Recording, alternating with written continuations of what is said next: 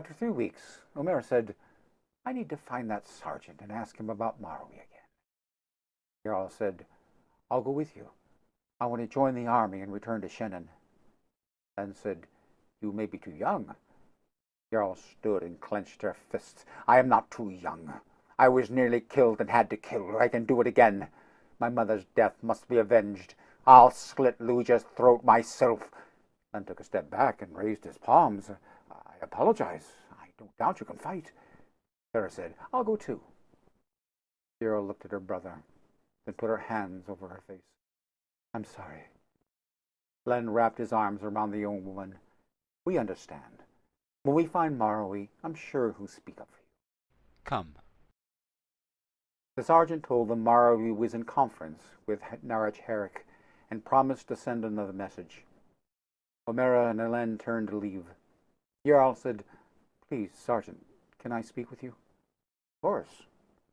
Yearol looked at the others. I'll be along in a moment. When Yearol returned to the tent, Len and Fera were not there. Umera was reading. Keetala stood by one of the chairs with a blank expression. Yearol sat on a cot. Umera came over to her. What did the sergeant say? She hung her head. He told me I couldn't join the army, that I'm too young. Even if I was older, I wouldn't be able to march with missing toes. Couldn't keep up. Carandir was there. He said I could contribute to the war effort in other ways. Umera sat on the cot. Perhaps it's for the best. You and your brother are welcome to stay with us. Camp in Varda is almost ready. Len wants to come with us as well.